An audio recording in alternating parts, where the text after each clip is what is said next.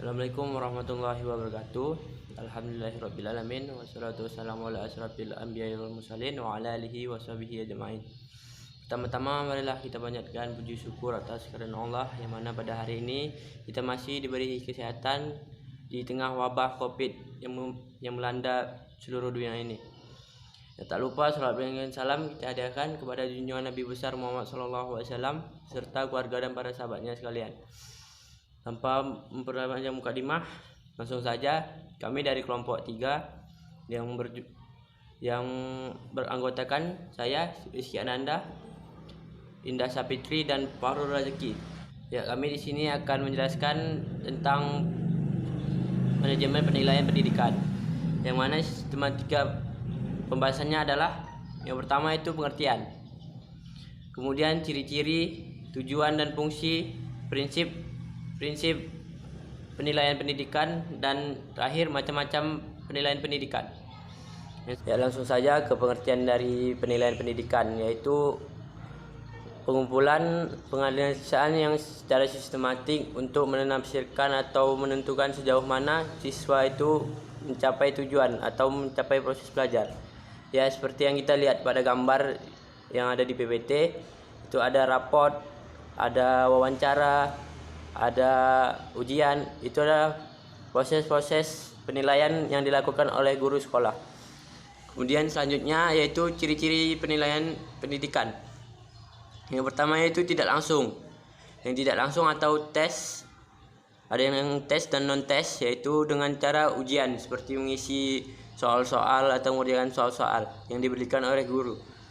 Kemudian ada pengukur kuantitatif, yaitu ada suatu nilai tetap yang ditetapkan untuk mengukur suatu ketercapaian. Misalnya itu KKM atau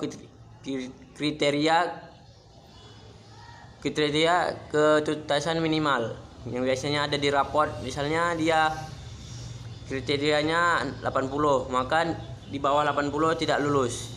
Apabila di atas 80 maka dia lulus. Kemudian penilaian itu harus relatif. Maksudnya di sini relatif yaitu penilaian itu siswa-siswa dinilai beda. Jangan disamakan karena kemampuan setiap siswa itu berbeda.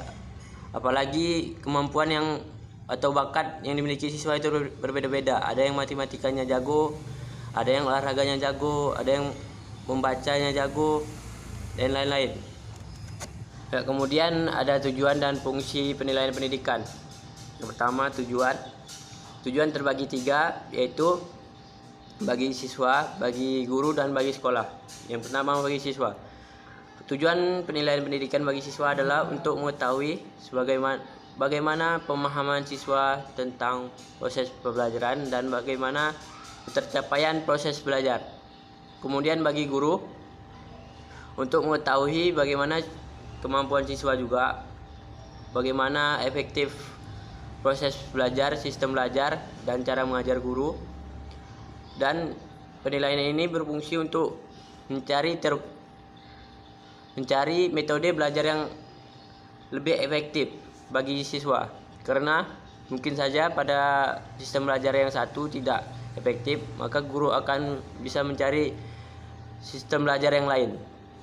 Kemudian bagi sekolah itu untuk mengevaluasi kinerja guru, yang mana mungkin ada guru yang tidak bertanggung jawab dalam mengajar atau hanya sekedar mengajar, tidak peduli dengan apa yang siswa dapat. Kemudian untuk meningkatkan mutu sekolah. Kemudian ada juga fungsi penilaian bagi dinas pendidikan, yang mana itu terdapat akreditasi sekolah seperti A, akreditasi sekolah A, B. Nah, itu dari tujuan dari penilaian pendidikan. Selanjutnya ada fungsi. Kemudian fungsi penilaian. Fungsi penilaian terdapat ada 7 bagian, yaitu yang pertama formatif, yaitu penilaian yang dilakukan setelah memberi materi. Yang mana fungsi ini untuk mengetahui bagaimana pemahaman siswa atas materi yang sudah diberikan. Yang kedua ada sumatif. Penilaian dilakukan akhir periode atau akhir semester, seperti ujian semester ujian nasional dan lain-lain. Yang mana fungsi ini juga mengetahui kemampuan siswa atas apa yang sudah dipelajari dari semester tersebut. Kemudian diagnostik, yaitu penilaian dengan alat ukur, yang mana untuk mengetahui kemampuan atau kelemahan siswa. Kemudian seleksi, yang mana seleksi ini sering digunakan untuk masuk pada awal sekolah, yang untuk menempatkan siswa sesuai dengan kemampuannya. Kemudian penempatan, fungsi penempatan ini yaitu menempatkan siswa sesuai dengan kemampuannya. Misalnya ia hebat dalam matematika, maka ia masuk kelas MIPA. Kalau dia hebat dalam bersosial, maka dia masuk kelas IPS.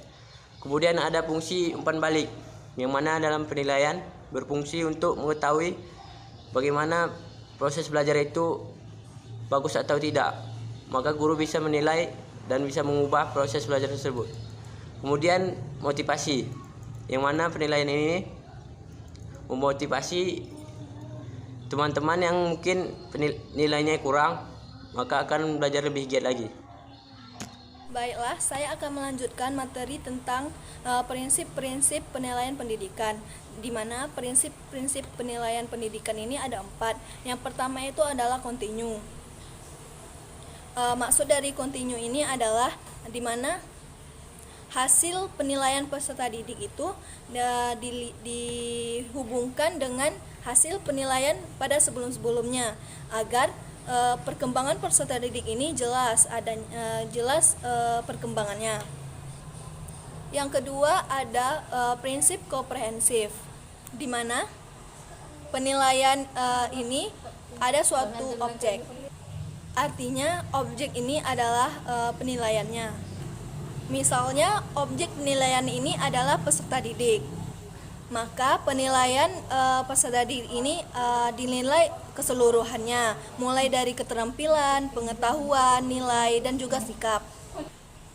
Yang ketiga ada prinsip objektivitas, di mana penilaian peserta didik ini sesuai dengan data dan fakta yang diperoleh oleh peserta didik. Yang keempat ada prinsip kooperatif, artinya penilaian dilihat dari prestasi peserta didik, di mana prinsip kooperatif ini berhubungan dengan ketiga prinsip yang di atas. Prinsip-prinsip penilaian pendidikan ini sangat bermanfaat, di mana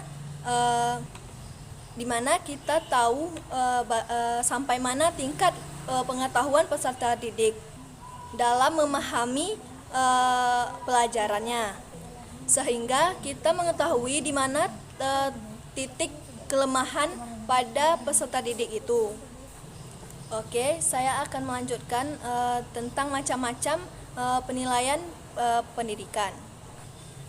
Macam-macam penilaian pendidikan ini diantaranya seperti tes tulis, tes lisan, ada tes praktik, dan hasil kinerja peserta didik.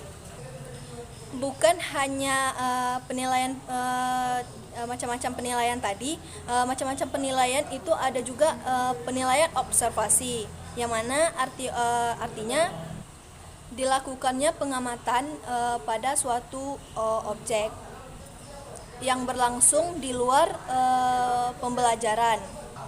Selain observasi, ada juga penilaian perseorangan. Penilaian perseorangan ini dapat berbentuk seperti tugas rumah dan proyek. Sekian penjelasan tentang kelompok 3 tentang penilaian pendidikan. Mohon maaf apabila ada kekurangan. Saya akhiri dengan mengucapkan Assalamualaikum warahmatullahi wabarakatuh.